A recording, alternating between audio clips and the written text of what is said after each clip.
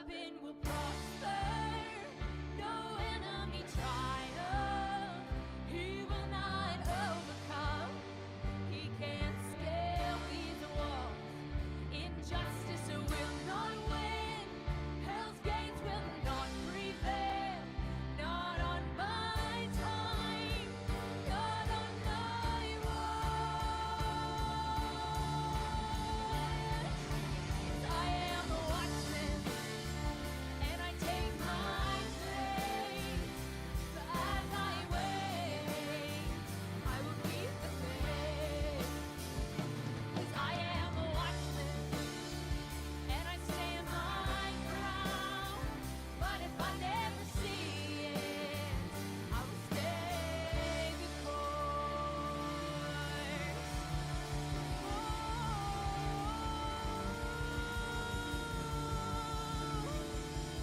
I will run the race, I will fight the fight, and I will keep the faith.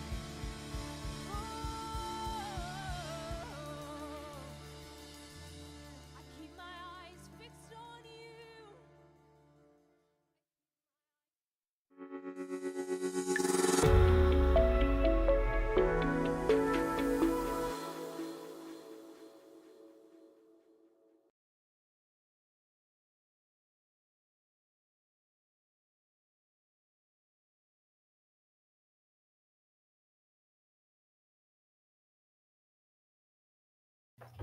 All right. Good afternoon, everybody. Zach Arskadden coming to you live from Shreveport, Louisiana. And later on in the broadcast, I'm hoping to have on Pastor Tim joining us all the way from Hawaii, as he has been ministering out there with some local congregations there that we're affiliated with. And today we want to make the focus of our discussion and our prayer points here today of what is with what is going on in Syria and how that affects the rest of the world, and more importantly, how it affects us here in America, obviously, but as praying intercessors for this nation and this administration. That has been our focus from the very beginning. And for anyone just now joining us, please be sure to like, share, and leave a comment so that we can make sure we are being joined in um, everywhere we need to be. And if my camera keeps acting up, I'm going to switch it. I think I'm getting a phone call that I need to correct here. But what we want to do here today is highlight a few things that have been happening here in the United States so that we can um, understand how to pray here in this hour. Um, and so, as I see my camera here is having some technical difficulties, let me just continue to discuss here. And we'll go forward. I'm going to bring a scripture up here that I highlighted is our focus. In Genesis 50, we see the story of Joseph and his brothers after his father had died, Israel, and then he comes back into the land, and then he sees, or his brothers see that, in fear of their past mistakes, in fear of their past interactions with Joseph from before when they were younger, they want to basically get on the right terms and reconcile with them for their sins of what they deem. And ultimately, Joseph calls out, and this is the focus of what we want to look at today, is as for you, you meant evil against me, but God meant it for good in order to bring about this present result to preserve many people alive. So therefore, do not be afraid, for I will provide for you and your little ones. So he comforted them and spoke kindly to them. And so, give me one second. I'm going to see if I can fix my camera real quick.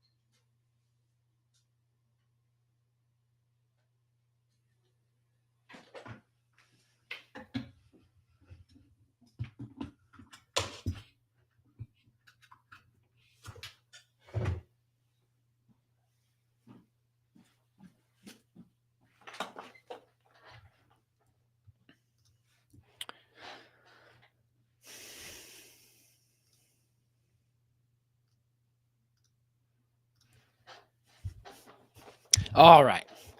Sorry for that. Technical difficulties there. I'm back. And so I want to pick up right where we left off in discussions of Genesis 50, verse 20 is at the moment we're in regards to Syria, Israel, and the United States. And the focus of today I want to look at is short term. What does the Biden administration do until January 20th? As we see, we're just under 6 weeks until January 20th. And so that's going to kind of be our focus of a countdown towards then. And then we want to look at medium term is what does the um, Trump administration do in the meantime as far as gathering information and then when it comes to confirming the cabinet and getting people in office, whether it be people like Pete Hegseth or Kash Patel in the FBI, even Mike Huckabee as ambassador to Israel, and other military and defense cabinet positions that the Trump administration does, Secretary of State with Marco Rubio. It's a good pick, but what information do they need? And then their underlings, what information do their underlings need? Who those who are under them, and how do they transition into these new positions? This is kind of going to be a focus and kind of something we really need to highlight on and really need to focus as intercessors here in this season. And then also long term, I want to talk about some things, information that's come out in regards to how Israel is taking certain positions and some of the actions that they've done, and then also the in looking back at the short term of what the Biden administration is doing, as well as the long term that we have it. So, with that understanding, we're asking ourselves: is are we in a Genesis 50-20 moment? And so, I want to outline some things here that we know is obviously with what has happened. We've seen things play out in Syria. The Assad regime has fallen as of yesterday. There was, I saw during the middle of the night when I was so lovingly not sleeping, that there were rumors that the Assad had snuck out of his castle, if you want to call it that, his residency there in Damascus, and there were rumors that he got on a certain cargo plane, and that plane ended up crashing. Um, but it came out that he was not on that. We found out later that he's somehow made his way to Russia. And when I pull that here up, he made his way to Russia and to Moscow, and he has been granted asylum. Obviously, as Russia and Syria have been major allies, and kind of the fault here of the fall of the Assad regime is that Russian assets in Syria are very weak. And a lot of that is due to the fact that Russia is very much so tied up in Ukraine. So we're going to long term see how that plays out. And Israel's somewhat seeing that also a lot of these allies in regards toward Iran, Syria, Russia, North Korea, etc., China are starting to fall by the wayside. So we have a lot of shifting sands here in the Middle East and around the world that are taking place. And it's something to very much be recognized for us as Americans, but then also for the incoming Trump administration is what's their plan? This is where, during the midterm and long term aspects that I kind of highlighted of our focus is okay, what information does the Trump administration need and that or have and or need? Maybe there's some, secret intel that is, only privy to certain individuals of the cabinet, which is normal and there's nothing wrong with that, but it's is will that information be passed along in a orderly manner, in a timely manner, so that the Trump administration can gather in the information in order to make the correct decision? Will there be roadblocks in the days ahead? Obviously, we might potentially believe so, but then at the end of the days, we want to make sure that that we're getting to the point where they understand and they know what's actually taking place. And so what we see here, and I want to highlight this a little bit in Israel, is we know that Israel is um, now going into northern Golan Heights in the towns of Syria and taking out major weapons depots that they knew about, that maybe Iran wasn't sure they knew about, that Syria wasn't sure that they knew about, while the rebels here that are aligned with Turkey, who are involved in this fight, going in and fighting. Now, what we want to pull out here is where the Biden administration kind of highlight some things. And so I want to pull this up. Is there's a report from the Epoch Times stating that the Biden administration pledges U.S. support for Syria, its neighbors, after collapse of Assad regime. The question is, what does that mean? What does that entail? If you go back to the Arab Spring, about how the Obama administration provided weapons, which then to former rebel groups who then became known as ISIS, and there's a lot of rumors about who these people are involved with here. So the question is this a good move or is it a bad move? All indications are that, and this is what Israel's doing, is kind of somewhat staying out of it. Is Israel's protecting themselves in the fact that they're taking out weapons depots, but also in the fact is you have um, Israel kind of playing this out, because you have different factions within Syria, as you have different factions within Lebanon. You have the Sunnis, the Shiites, and the Christians, and even just moderate Arabs who kind of want to stay out of this. And so Israel's saying, "Hey, let it play out." And a lot is being made about going back towards the the League of Nations and how they divided the land after World War II. And a lot of rumor and speculation has been made that these wars and rumors of wars and things that have gone on are because of the decisions made after World War II, because of the League of Nations. And so the intervention here that you're seeing from the Biden administration, the Trump administration is taking the opposite. Trump came out publicly yesterday and saying, "Hey, hands off. Let's stay out of it." He even said, to the point of getting involved with I want to pull this up, his post um,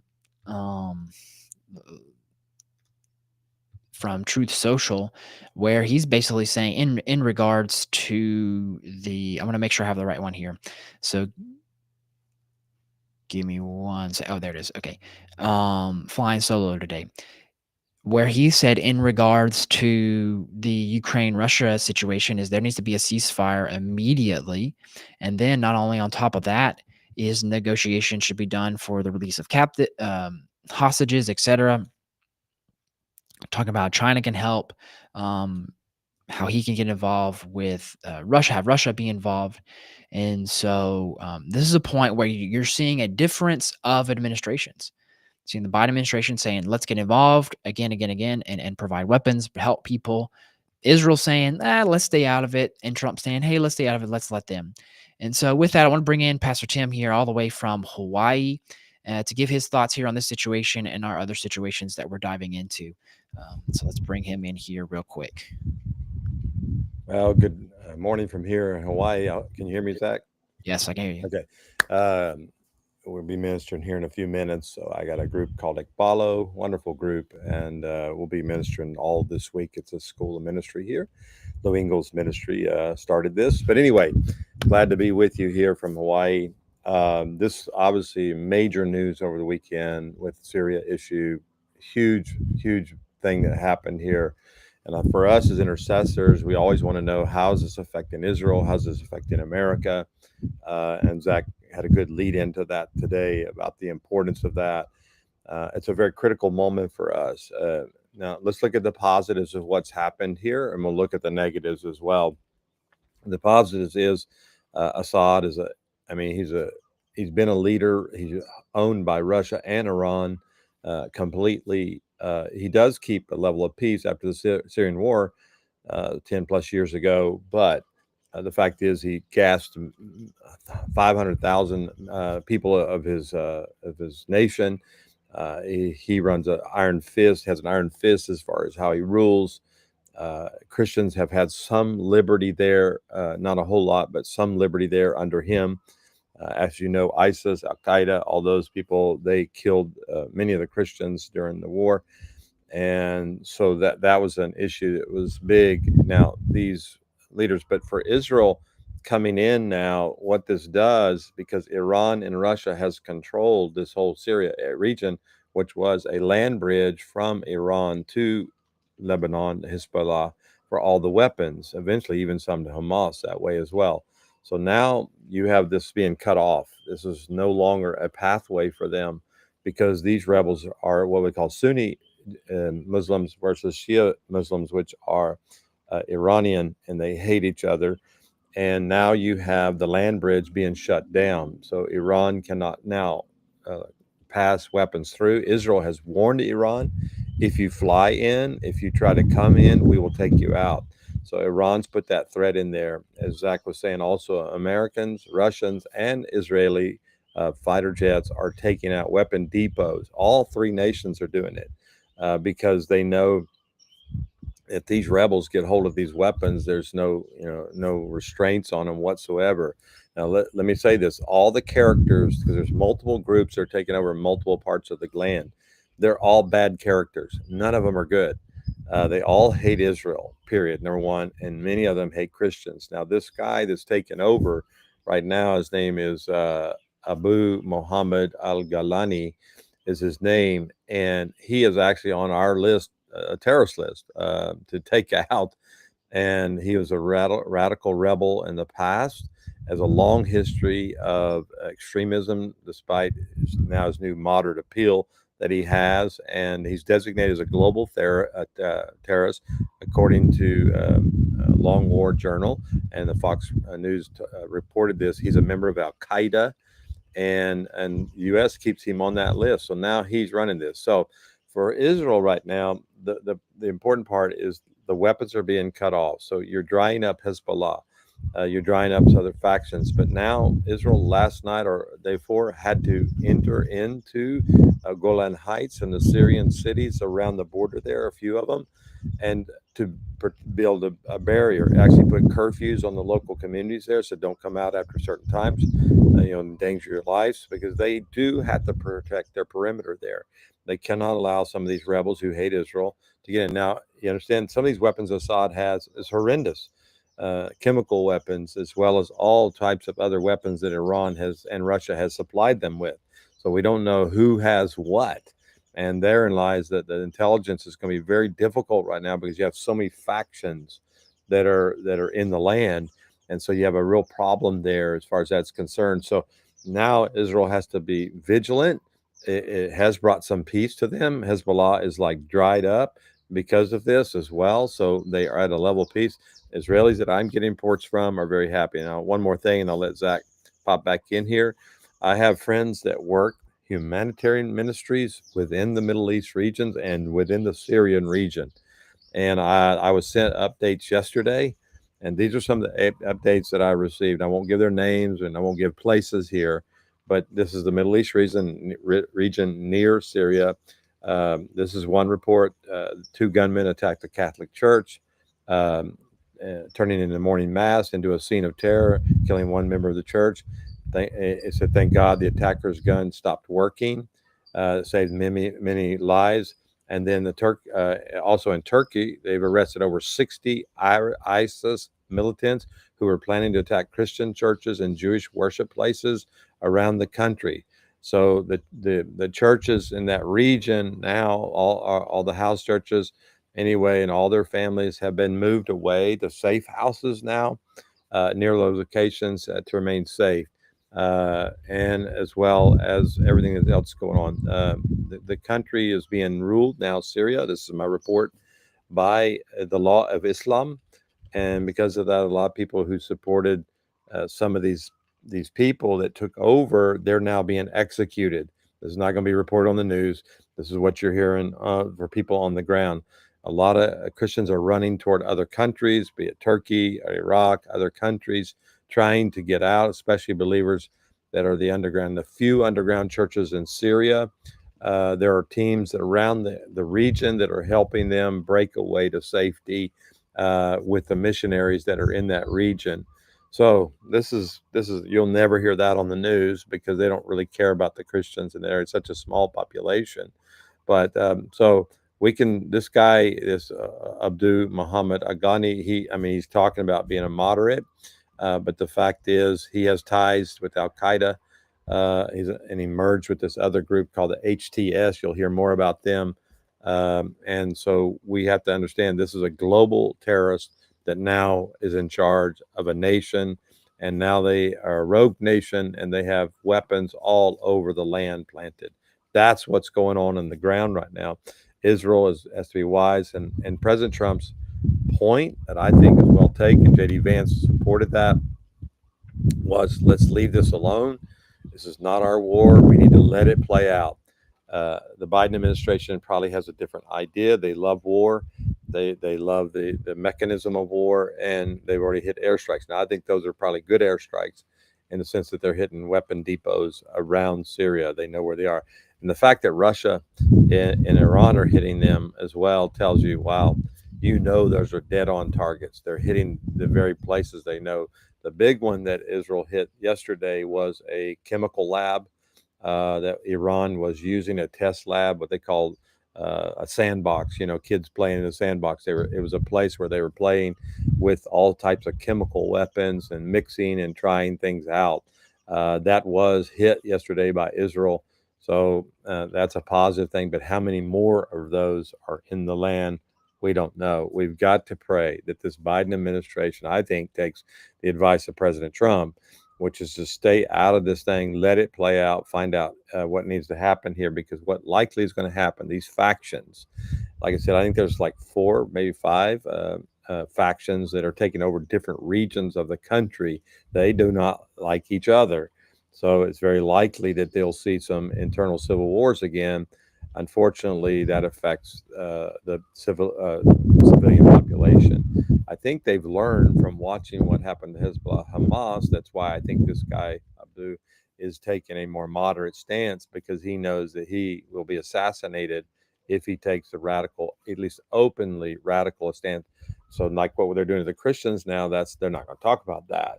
That's going to be quieted. And again, it's such a small population that the world is not going to pay any attention to it. As some people say, no Jews, no news. So if it doesn't affect Israel, sometimes, or Jewish people, it tends not to make the headlines as far as that's concerned. So that's what's going on the ground, and our response is to pray accordingly to that portion.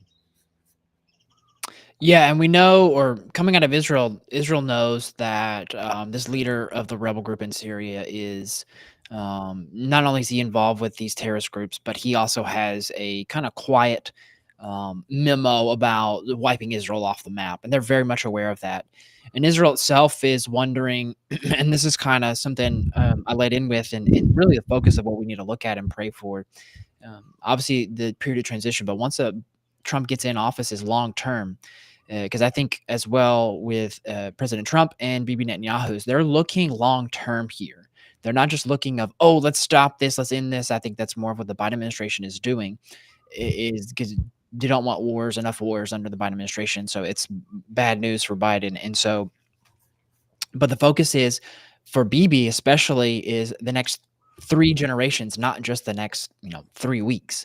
And so here's a dynamic that's playing out, and why it's crucial to pray for the Trump administration, and the even if we want to pray for Israel, is that President Trump has 2 years with a Republican-controlled House and Senate, and Bibi has 2 years left on his term before his next election, if he is to run, or if there's somebody else within his party or in a party where they would be more strategized into actually defending themselves, comes into power. So we're sitting here in the natural with this 2-year window. Obviously, there's prophetic words that you've released and others have released about a 3-year window. So we see some things lining up here where the natural and the prophetic are really lining up, and I think the natural reveals the spiritual. But let's look also is, I want to pull this up, is what we're seeing here is the ICC and these world courts and the UN going after Israel and Netanyahu and trying to arrest him for quote unquote human rights violations for what has happened in Gaza. But if you take a step back into history, going back all the way to 2014, there were countries who tried to bring some allegations and truthful allegations about what happened during the 2010s in Syria, the mass human rights violations that were there. 58 countries signed a letter. So we can, cause a fuss about how all this, they're being intellectually honest, these other countries, about bringing this stuff up before the UN and the ICC. But if we read all the way to the bottom, is the UN High Commissioner for Human Rights has on multiple occasions recommended a Security Council referral to the ICC, most recently during a during a briefing with the Secretary Council on April 8th of 2014. Syria is not a party to the Roman Statute. The treaty established the ICC. As a result, the ICC can only obtain jurisdiction over crimes there if the Security Council refers the situation in Syria to the court or Syria voluntarily accepts ICC jurisdiction. What do we see happening out of Israel? We see the exact opposite. The ICC stepping in, going after Netanyahu, and what's now being reported is that secretly going after IDF soldiers and commanders who are traveling abroad outside of Israel. So we're seeing a double-edged sword here, two-tier justice system, just as we see here in the United States, play out here against Israel, something we want to stand against, pray against here, that the world would be aware of this. But then also is President Trump has a decision to make of whether to continue to fund the UN as he has brought up a rightful question. And so we'll see what happens there, something to pay attention to. But I think it's very, very interesting to see when we comment about this is that the ICC has no jurisdiction over Israel as well. They don't agree to the Rome Statute that the UN put in place. They don't agree to any laws and mandates, any authority given to the ICC. But yet, all these countries have agreed to take on, this new world order that we're seeing here play out in regards to going after Bibi, going after Israeli soldiers, going after innocent civilians. And so, something that has to be kind of understood in the days ahead is, okay, now is the UN trying to make a step forward of being the UN police? And this even goes back to the early 2010s when in disputes between Israel in Syria, along the Syria-Israel border, there were UN, peacekeeping forces that were put in play who did nothing, just as they did nothing in Lebanon. And so Israel now sees the point, which is part of the land that they've taken. And so we're seeing this play out before our very eyes of those who curse Israel. Are they themselves being cursed? Playing out right before us. Any thoughts on that? Yeah, and I think also for Netanyahu, today they're pulling back in court on some of these other charges. It's the similar thing that they did to Trump here in America. A lot of just trumped up charges. We're not in the land, so I don't know all that's going on there, but we know it's politically motivated. The war has kept that at bay for Prime Minister Netanyahu because of that. But now the ICC doing its portion. I did research. Fortunately, America does not give any financial support to ICC, which is good. Not like what we do the United Nations, which, by the way, the Doge department is already talking about cutting massive amounts of financing to the United Nations, a lot of their organizations, which I think is a good thing. But nonetheless, I think this is a real issue that this is crazy. I think President Trump's going to make some sanctions. He's going to make some moves to deal with the ICC. So it's a matter of let's just wait this out. I believe Prime Minister Netanyahu is not going to leave the country probably for the next 2 months anyway. So let's pray that by January 20, God gives President Trump and his team some wisdom on how to deal with that court and bring sanctions against that court and just diminish this hypocrisy and all that they're doing in that place.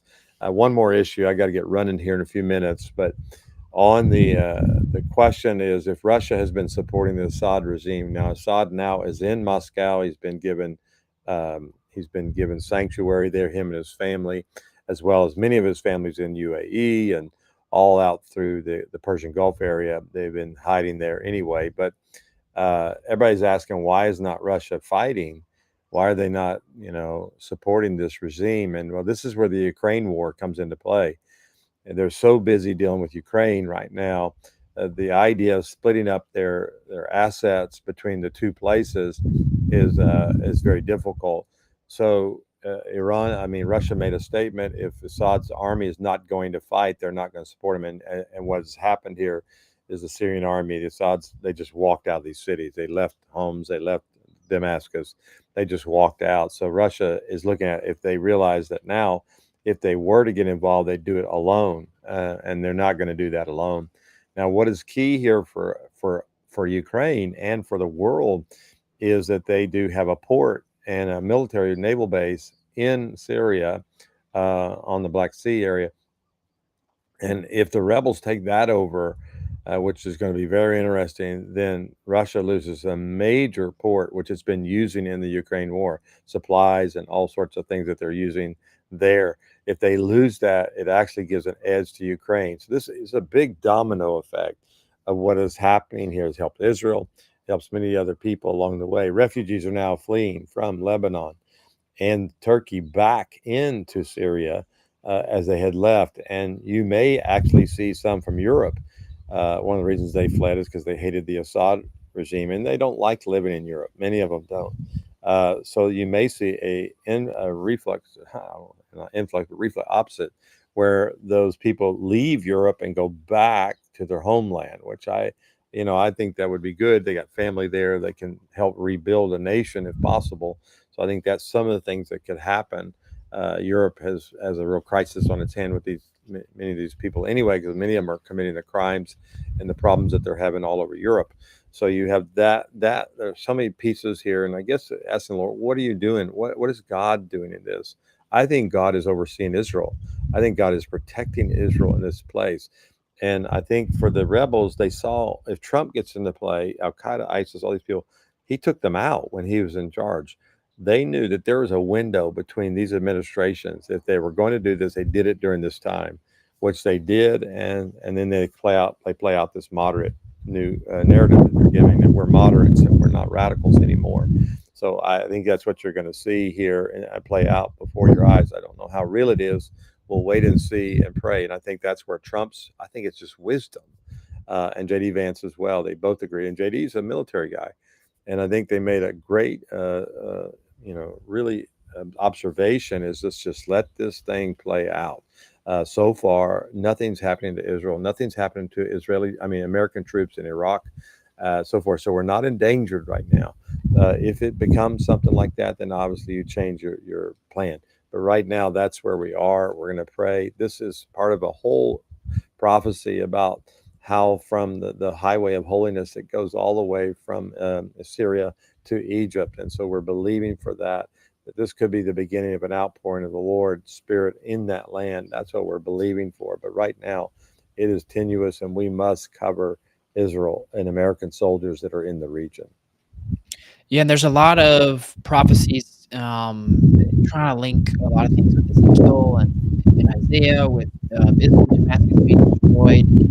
What you're seeing when the people talk about it is, and they're in good nature, they're questioning, is this really happening? One of the things they're saying is, well, they don't believe so.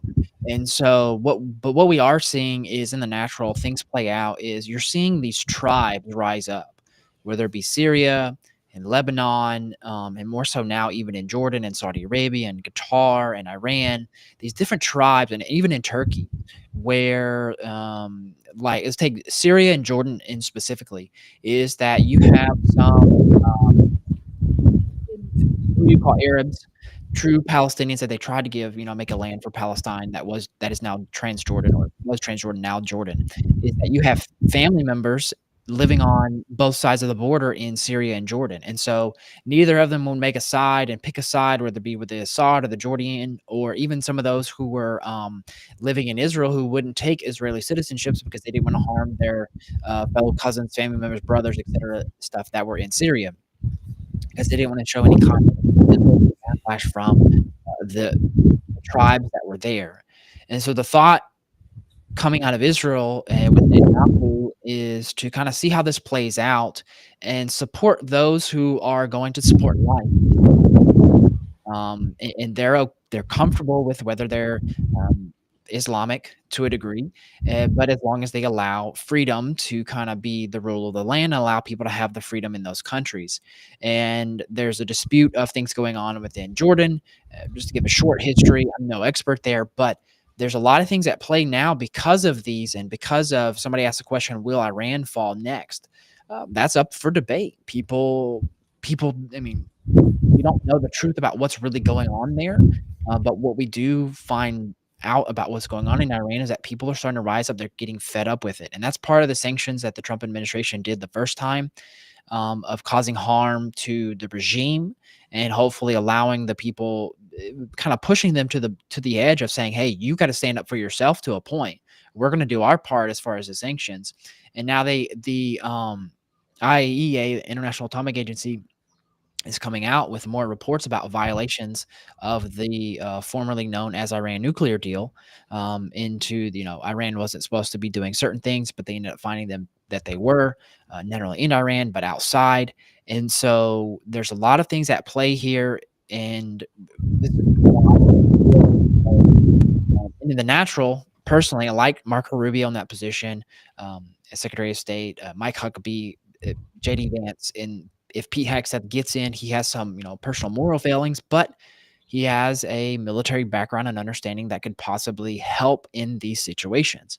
We just want to pray for covering over these men in this season. Pray that, hey, you find some morals in this season, and in the season ahead, that they're in these positions. And then also for Israel is what positions do they take? Because now they're, potentially in a vulnerable position, and now they have to not only try to work with these nations and work with these rulers, but also look at what is the true motive of what's really going on, and then how can they support not only the Jews in the land, but the Arabs, the Bedouins, and, those who are in these tribes there who might have freedoms and might be attacked by. So you have a point. Let me say one thing. I have to run, but I'm going to do my class. But let me say this: the question. I think it's a good question. Will Iran fall? I hear this statement. We used to sing a song. It only takes a spark to get a fire going, and really, what you're seeing is a spark. And I think that's what exactly happened in Syria at the start. The first little city that got moved, the rebels took over. It was a spark, and it rallied. It created a movement, a synergy, we call it, among the people. Iran's the anti-government people in Iran. Now, obviously, they do not carry the weapons. They don't have a lot of the assets that the rebels had in Syria. So therein lies another problem. But it could be a whole thing that there's other ways of doing the political overthrow of the regime. And this could happen. It's very possible. Russia, even people in Russia may be watching this and saying, wow, I thought Russia would stand in, and they didn't do that. So you have a whole different mentality now. So if it were to happen, I think you're at a tender moment, a tender box, or you call it, moment where this could happen, where the Iranians rise up. Let's face it, they outnumber the military, they outnumber the politicians there. It's all about intimidation, and so right now it's a warfare. If you listen to my podcast today, I had a dream about this intimidation spirit and a war type spirit. And I did a podcast about it today. You can go listen to that. Kind of gives into that. So, but I do have to run. Thanks, Zach, for covering today, and God bless you guys. I pray a blessing over you. We pray a blessing over Israel today, protection around the region, around our U.S. soldiers as well, in the name of Jesus. All right, we'll talk to y'all later. All right, and I want to close out today, with a highlight of a speech from, Speaker Mike Johnson, who was on Sunday morning shows yesterday in giving a discussion about some of the implementations that are being, implemented with the new administration, and more specifically the Doge, um, portion of the administration. But before I get to that, is, again, I'm highlighting and I'm focusing on this book, and for whatever reason, it's just really, really, key in this moment, the Passover prophecies. And last week we talked about, the rebirth, and how, contending for a new identity and freedom, and how we needed to take on the similar identity, in a new way. Our founding fathers here in America took, of standing up to a tyrannical government who was trying to limit not only free speech, but, the rule of law. In, going back a few chapters, on, page 47 here, it's talked about a new era with a new season of war. And he talked about this. We've talked about it before, but there's a question here that Chuck proposes in regards to the church. And I think this is key to help us and why it's so important, not only to pray for us here in America, but to hopefully give hope for Christians and believers in these lands. Is there could be with the power of the internet, this video could get across, and even if it doesn't, we just want to pray into in the spirit with what's going on in those lands. And Chuck points out, he says, war is grace to fight. And ultimately, is God has never called his children to do anything without the grace that is necessary to fulfill his purposes. And ultimately, each land has its own destiny, as we as individuals have our own destiny. And the question he proposes, before I play this clip from Mike, is Chuck talks about, he says, my greatest concern for the church today is this, quote, will a new generation rise up and war for all the promises that have been redeemed or paid for by the blood of the Lord Jesus Christ? That not only goes for America, that goes for Iran, that goes for Israel, Syria, what is now known as Jordan, even those believers in Turkey and in Lebanon. In Lebanon and Syria, Christians are the most harmed group in these conflicts, where the regimes, being of opposing view, come after them and try to take them out because they're trying to obviously suppress. You're seeing that in China and Iran as well. This is why we're on Rumble. So if we ever get knocked off YouTube, we'll be on Rumble there. Thank you for all who are following on Rumble. Just kind of a shameless plug there. But I want to play this clip from Speaker Mike Johnson, who went on Fox News the other day, and he talked about the mission of Doge to not just go after things, but to cut spending and to really rein in some of these things. And this is a way intellectually, governmentally, to kind of war against these ideas that are out there. And it's not just a person. We have to look past the people who are being used to and influenced by a spirit, by individuals who are manipulating them, whatever the case may be. Is there's a clear goal from this Trump administration, and that's why we want to pray that those who are coming in office have peace and clear direction and guidance from the Holy Spirit, from the top all the way down. And we want to see here. I want to see here the specifics. It's a short clip. I want to play the whole thing of how some of those ways, Speaker Johnson is warring simply in the spiritual realm, but also in the natural, with some of the things that have been going on in this government. And let's continue to pray for him, pray for those who are involved, and let's just hear what he has to say here. We've always been advocates of limited government and individual freedom. And so here we have what I think, Martha, is a generational opportunity to make real transformational change to the administrative state, the deep state. We want to take a blowtorch to the regulatory state. And I think what Elon and Vivek have in mind can help us in that regard. And so I invited them both to come to the Hill because we want to get everybody together that has that same mindset. We'll be inviting all the Senate and House Republicans together to a big sort of brainstorming session, because we need to do that early in the process so we can formulate what the actual plans are. So it looks like you're going to have Democrat support on this. This is Jared Moskowitz. This is what he just said moments ago. And we know Rahm Emanuel, who wants to be the head of the DNC, also says Democrats get involved with Doge. Watch. There's going to be other Democrats, I think, that join the caucus. Donald Trump has proven the way you communicate now is not to leave a vacuum. You go everywhere where we disagree. If it's on Social Security or Medicare, I'm going to push back. But if there's agreements because, hey, we can find hundreds of billions of dollars to save the American people, we should make that a bipartisan issue. Okay, so tell me some cuts that Congress does have control over that you think Democrats and Republicans can agree on. Well, we've got a long list of areas where we know there are waste, fraud, and abuses. And Oversight Committee's been doing a lot of aggressive work on that. Well, in the Oversight Committee in the House, we've just created a new subcommittee that will be laser focused on that, finding the places for the easy cuts. And then it's about scaling back the regulatory state. I mean, we use the term weaponization. That's what's happened over the last 4 years, that most of these three-letter agencies that are supposed to be serving the people are actually working directly against them and their interest. We have whole industries that have faced existential threats to their very existence because they're literally being smothered with red tape. And so it's a lot of methodical work that it takes to go through and reduce and restore the freedom with all and the free respect, market. Speaker, so some people listen and go, okay, we got a subcommittee, we got It's going to take a while, understandably. But, you look at the example in Argentina, Milei, there, the president, has cut 10% of the workforce. He has shuttered 13 government agencies. He's doing things that nobody thought was possible, that economists up and down said, you can't do that. And that's a great point to end on there, with what Speaker Johnson said, is the former President Calvin Coolidge said, and this was the theme of administrations that they understood, is the best way to help a struggling economy is to do two things: cut the size of government and cut taxes. And so you're seeing them start to play this out. And for all of us who have cried for government agencies to be cut down, to be at a point where things can get in control, is it's not perfect. The people who are doing it aren't perfect, but they're starting the task, and they obviously started it under Trump's first administration. But I don't think the American people really understood how deep these things went. And I don't even think the current Trump administration coming in will know exactly how deep it is.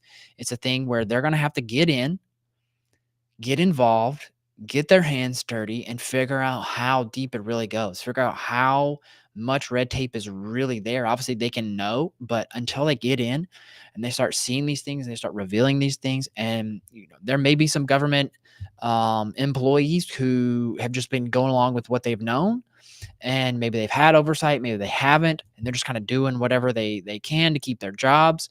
But then at the end of the day, there might be some in there who want to help do this, want to help get things in order, want to help the American people, as you're seeing here with some of these Democrats and partnering in some of these issues. And so now part of that could be they try to prevent the Trump administration and from getting everything done that they need to get done. And hopefully we want to pray that this Trump administration and his cabinet can see through that, see how to avoid some pitfalls, see how to avoid some traps that might try to be set for them. And so that's why we're here. That's why we're praying. I just want to thank each and every one of you for following along today as we continue to stay on the wall praying for this nation, the office of the president, and this season of transition as we head towards January 20th to 21st of the inauguration and Trump getting in office, and then the real work starts. That first 100 days, how many roadblocks will be put up, how many preventions and committees and senators, whether it be Republican or Democrat, is now, some of these Republicans can make a name for themselves if they say, well, we're really going to try to vet, so-and-so candidate from getting into this cabinet position. And so we just want to pray for clarity on these issues for people, and to put the American people first, not themselves as and individuals as first, but put the American people first, and understanding we're working together, and even for America to be the example of how to take back their nation, how to stand and to not fall back from the ground that has been made. So with that, we close. Again, thank you for everyone for watching. I know some of you saying you watched via replay. We had Pastor Tim join us from Hawaii, really hammering out an understanding for us and some key points on how to pray in regards to the issues that have been going on in the Middle East with Syria and the fallout from the fall of the Assad regime. So blessings to each and every one of you who follow on YouTube and on Rumble. And we will see you guys tomorrow as we continue to go deeper and pray for the season of transition that we're in, from the end of the Biden administration into the beginning of Trump's second term. So blessings, and we'll see you guys later. Have a good one.